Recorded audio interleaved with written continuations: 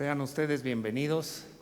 Aprovecho para tomar la palabra porque entre esta primera obra tan brillante y la siguiente obra, que es la tocata de Chávez, hay quizá el cambio más significativo de escenario, y mientras eso sucede yo aprovecho para platicarles un poco. Empiezo confesándoles que a pesar de que el domingo pasado fue nuestro primer concierto, yo sigo emocionado de verlos y los seguiré toda mi vida. Nunca hay que dar por sentado nada, y la presencia de ustedes es algo que nos llena de felicidad. Agradecemos muchísimo su presencia y su apoyo, y ojalá así siga siendo durante esta temporada. El concierto de hoy es absolutamente único y comentábamos tras bambalinas o tras cortina, histórico porque pues rara vez en un concierto de la Sinfónica Nacional se ha presentado un grupo tan heterogéneo de percusiones, en donde en el escenario van a ver literalmente una orquesta de diferentes percusiones durante la horita larga que dura este concierto. Esta primera pieza es, como vieron ustedes, un cuarteto. Es básicamente para marimba solista con tres acompañantes, pues es en realidad un cuarteto, y es para mí un estreno, y creo yo que para este palacio también un estreno. Es una obra de un compositor serbio que es marimbista, y a juzgar por la parte de marimba es un marimbista brillante. Ahora cambiamos un poco de escenario y también cambiamos totalmente de estilo a la obra clásica para conjunto de percusiones. Aquí en la Sinfónica, aquí en el Palacio y aquí en nuestro país le debemos mucho a Carlos Chávez. Hay veces que estos grandes nombres nos comunican algo, pero es algo impreciso, y me gustaría darle un poco de precisión a esto. Carlos Chávez nació no tan lejos de aquí, como a unos 15 minutos, 20 minutos caminando aquí hacia Tacuba, y fue alguien que por su situación familiar vivió en diferentes partes del país, pero siempre en partes en donde la influencia y la importancia de las culturas autóctonas le marcó para toda su vida, y fue un compositor que exploró antes y quizá de manera más exitosa que nadie conjuntos de percusiones prehispánicas. Lo interesante de la pieza que vamos a hacer ahora es que esta, que es su obra más significativa para percusiones, no contiene un solo instrumento prehispánico, sino que está escrito para un sexteto de músicos tocando los instrumentos más tradicionales de la percusión. ¿Y por qué es esto? Es algo que yo siempre me había preguntado, y finalmente, leyendo, encontré la razón.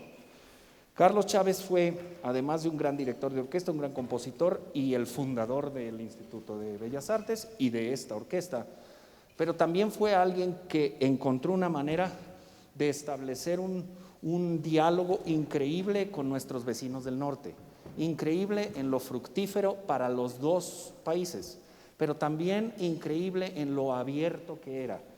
Y el compositor John Cage, que tenía un ensamble de percusiones. John Cage es el compositor que hoy en día es sobre todo conocido en el mundo fuera de la música por una pieza que se llama 4 minutos 33 segundos, que es una pieza en donde el pianista abre el piano y está instruido a esperar 4 minutos 33 segundos, y ahí se terminó la pieza. Este es un concepto que lo hizo famoso, pero tenía un conjunto de percusiones, y le pidió a Carlos Chávez un sexteto de percusiones, y Carlos Chávez estuvo de acuerdo y compuso esta obra, con la curiosa situación de que el sexteto de John Cage nunca la estrenó, la consideró en exceso difícil y en exceso complicada rítmicamente, y lo curioso es que Chávez lo escribió muy clásico, de una manera que está rítmicamente todo muy claro, cosa que no quiere decir que sea fácil. Es una pieza que fue finalmente estrenada justamente donde estamos aquí y justamente por un ensamble similar a este de percusionistas que eran parte de la Sinfónica de México, que después fue la Orquesta Sinfónica Nacional. Es conocido como la pieza fundacional de conjunto de percusiones, es decir, que estamos haciendo un cambio similar a como si fuéramos a tocar Bach después de tocar una obra del siglo XX. Es decir, que para lo que es el conjunto de percusiones, esta es una pieza absolutamente clásica y una pieza que todos, me imagino, ven en el conservatorio y que todo el mundo conoce y que todo el mundo estima. Y les soy muy franco, a mí desde que la empecé a hacer me pone la piel chinita porque me emociona cada momento, cada color y sobre todo me emociona el movimiento lento, en donde logra un color tímbrico absolutamente único. Creo que es apto, muy apto para nuestro segundo concierto y nuestro segundo concierto de regreso, a hacer una obra tan importante en Bellas Artes por un grupo de 6 percusionistas mexicanos increíblemente talentosos. A mí ya se me acabó el rollo, entonces no sé si ustedes ya estamos. Bueno, pues más o menos tengo timeados mis palabritas para ajustarme a lo que ellos toman. Y ahora sí, fue exacto. Ya se me había terminado de que finalmente simplemente decirles bienvenidos y disfruten muchísimo la tocata para percusiones de Carlos Chávez.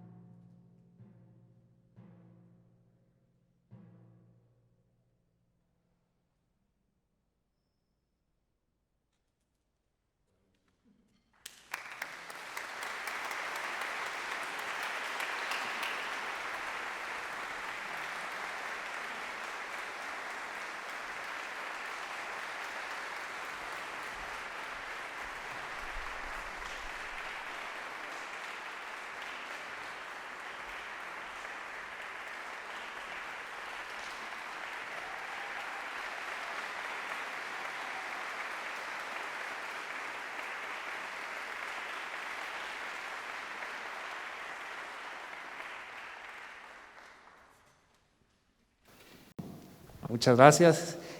Y aunque este cambio no es tan drástico como el anterior, sí es también algo significativo también en color. La siguiente obra es una obra que yo he descubierto recientemente, la descubrí hace como un año, buscando una obra mexicana que no fuera de Chávez, que tuviera el mismo número de músicos, que son 6.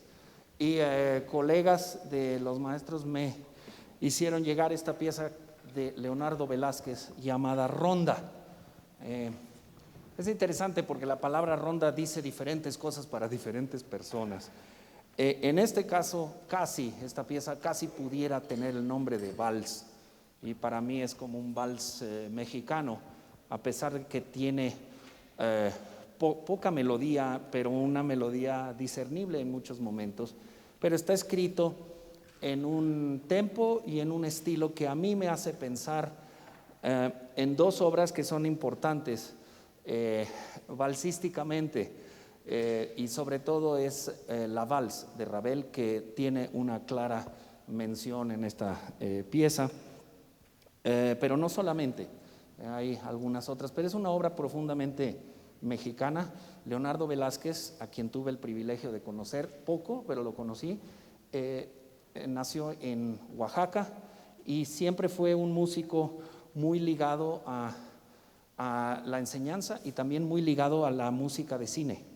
Encontrarán ustedes algunas películas quizá que conozcan que tiene la música de Leonardo Velázquez, que nació en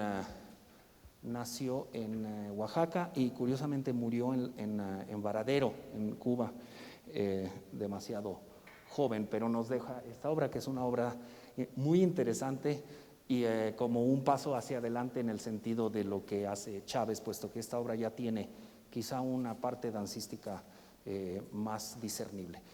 ¿Estamos listos? Entonces, ahora es la ronda de Leonardo Velázquez para 6 percusionistas.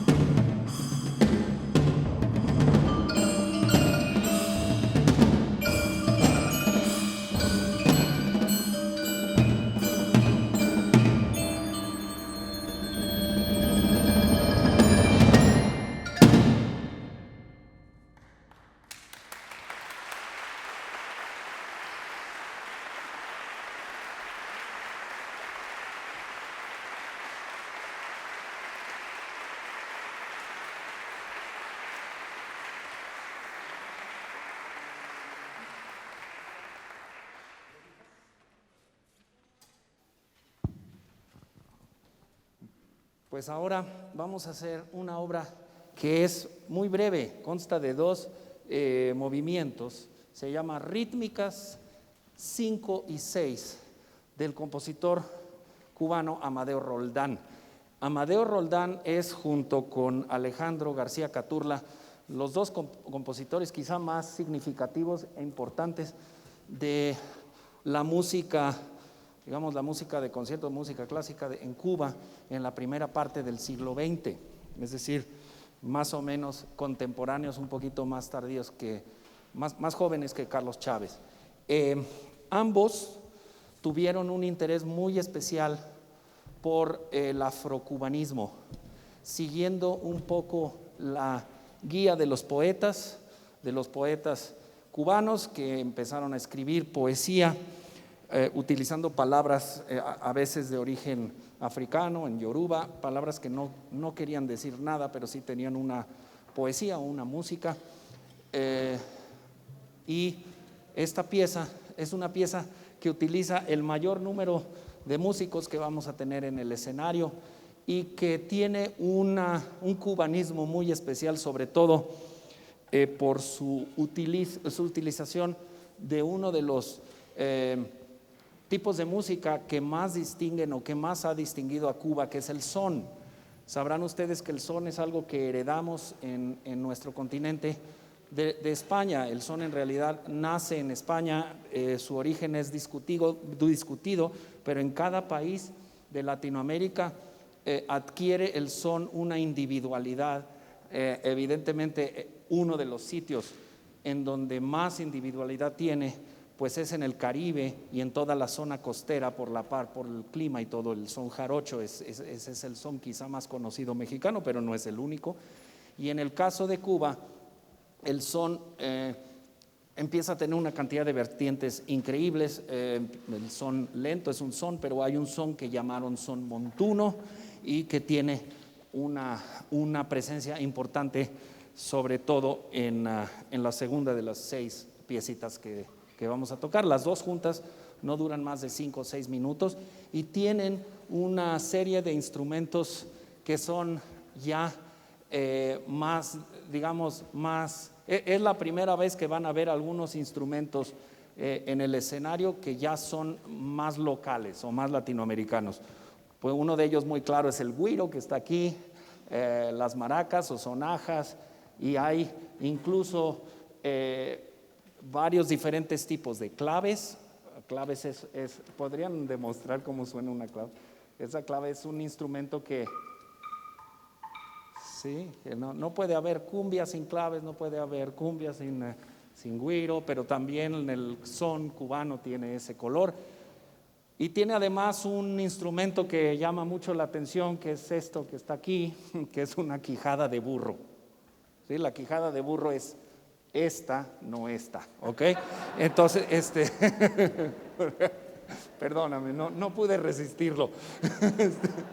Entonces, aparte de eso, pues hay una variedad increíble de instrumentos y Amadeo Roldán escribió una parte melódica para un instrumento llamado marímbula, que les digo francamente, nunca suena. Entonces, en vez se hace con el contrabajo, que está aquí Freddy, yo le digo Freddy el bailador, porque es el que nos va a poner a bailar. Entonces, es, digamos, el invitado de honor, porque es el único que no es parte de la sección de percusiones, pero que es un percusionista honorable y muy bienvenido, ¿verdad? Entonces, si me dicen que ya está listo, lanzamos las rítmicas número 5 y 6 de Amadeo Roldán, que son otro clásico un poco más joven de conjunto de percusiones.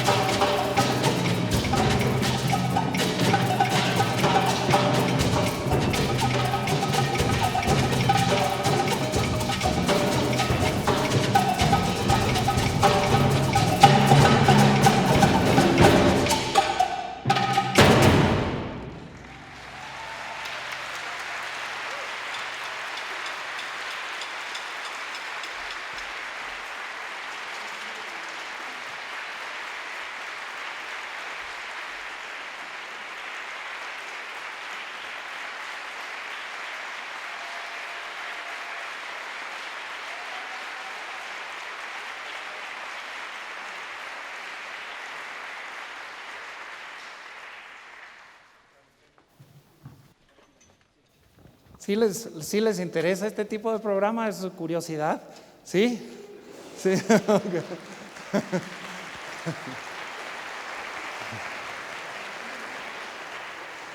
Yo lo que les puedo decir es que es absolutamente único y que nadie imagina, bueno, yo creo que se ve la cantidad de trabajo individual y colectivo que hay detrás de esto. Parece como que son cosas que se arman solitas y la verdad es que son piezas con una dificultad rítmica e intelectual muy, muy especial. Y no podríamos tener un concierto de este tipo sin tener un estreno. Y para mí, siempre que hay un estreno mundial, es un motivo de especial interés, privilegio, etcétera. Y les cuento un poco la historia de esta pieza, hablando con el maestro Julián, que está aquí, Julián Romero, quien es un grandísimo maestro, no solo de timbales, sino de percusiones. Yo le decía, bueno, como que nos falta algo y pues se le ocurrió recomendar a un compositor que está con nosotros y es Micael Esparza. No sé si Micael estás por ahí, creo que a Micael le gusta sentarse por ahí arriba. Bueno, entonces lo veo ahí. Bienvenido.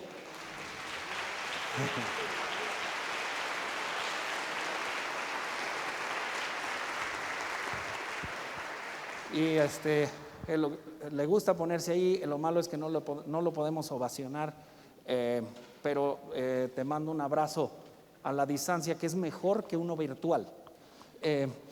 Entonces yo voy a leer lo que dice Micael de su pieza, que se llama Wíndigo. Entonces leo de la introducción fechada el 29 de julio de 2021. Wíndigo nota al programa: leyenda originada en los pueblos indígenas que pertenecen a la familia de lenguas algonquinas. Acecha los bosques durante los meses más fríos y duros del año, plagado de un hambre insaciable, caníbal humanoide, gigante, que puede moverse a una velocidad increíblemente rápida, con dientes y garras afilados como navajas, corazón hecho de hielo demacrado, chilla y puede correr por las copas de los árboles, y su presencia puede estar precedida por un olor fétido o una tormenta de nieve repentina. Interpretaciones simbólicas: encarnación del invierno, encarnación del hambre, personificación del egoísmo espiritual y físico. En la obra no busco representar al Wíndigo, más bien me enfoco en el estado de ánimo que puede ocasionarme estar frente a esta criatura. Me imagino en medio de un bosque, la oscuridad cubriendo el lugar poco a poco y una tormenta acercándose. Voy caminando sin rumbo, solo caminando. Empiezo a escuchar ruidos, lamentos, rugidos, pero no logro ver nada. El ambiente se empieza a llenar de incertidumbre, misterio, tensión, y esto hace que el miedo brote en mí, hasta que escucho los ruidos cada vez más fuerte y cerca. Entonces comienzo a correr en dirección contraria. No paro de correr hasta que el cansancio se apodera de mi cuerpo. Mi mente quiere seguir escapando y ponerse a salvo, pero mis piernas ya no responden. Trato de esconderme en un pequeño hueco al que llegué, recuperar el aliento, pero la misma sensación del principio me hace volver a correr y correr hasta que logro despertar y darme cuenta que era solo un sueño. Esto es lo que pone Micael de su pieza Wíndigo, que está escrito para este grupo de percusiones. ¿Ya están listos? Bueno, yo ahora tengo algo que no estaba en el guión, pero que desde hace mucho tiempo tenía yo como una misión y como algo que a mí me llena de orgullo, y es que a veces hay que pararse a valorar a las personas que le dan no solo a uno, sino a la comunidad alrededor, mucho, mucho más de lo que se puede cualquiera imaginar. Y estos son personas, en general maestras y maestros, que hacen una diferencia no solo en la vida cultural del país, sino en la vida de las personas y en la vida de sus alumnas y sus alumnos. Yo no conozco a nadie en el panorama mexicano de percusiones, conozco muchos, pero a nadie que haya formado más alumnos que Julián. Entonces yo quiero pedirle...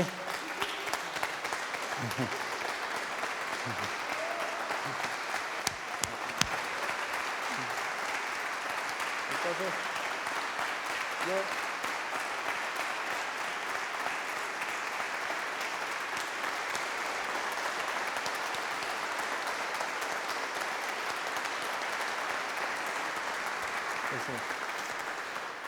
Todo el mundo que está en el escenario hoy, con la excepción de Alejandro, que es un maestro en su, también respetadísimo, para el que también pido un aplauso. Sí.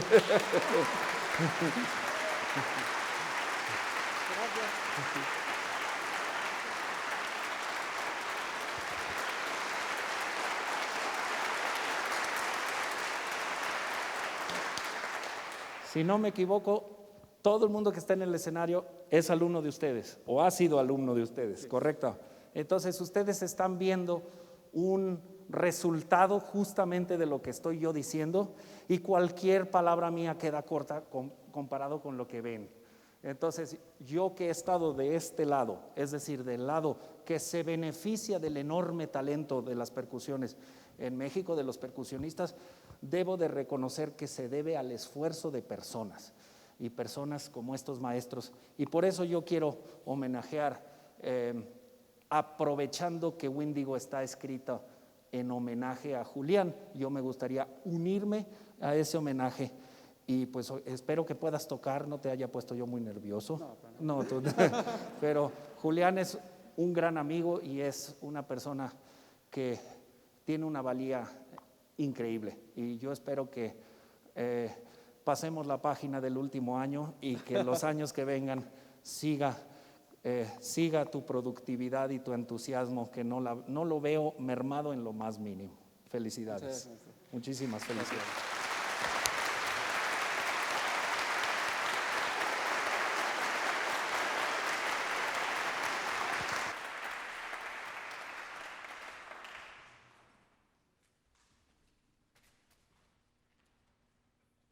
Olvidé decir que esta pieza termina el programa, en teoría.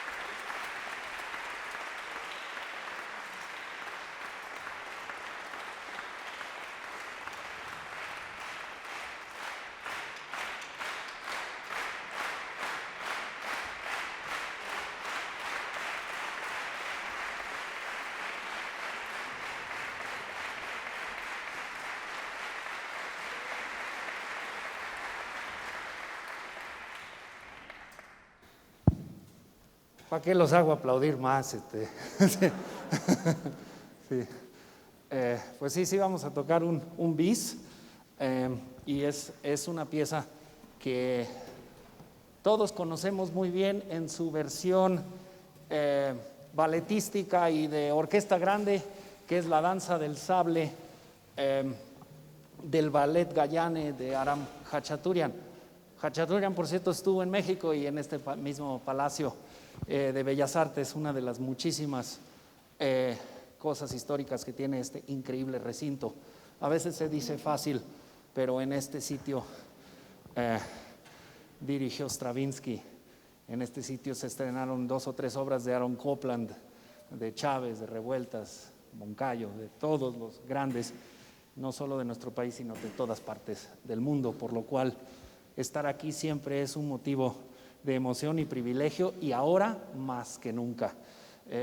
Y como digo al principio, todo esto no tiene sentido sin ustedes. Entonces me gustaría que los que estamos aquí en el escenario le demos un aplauso al público, aunque suene un poco raro, pero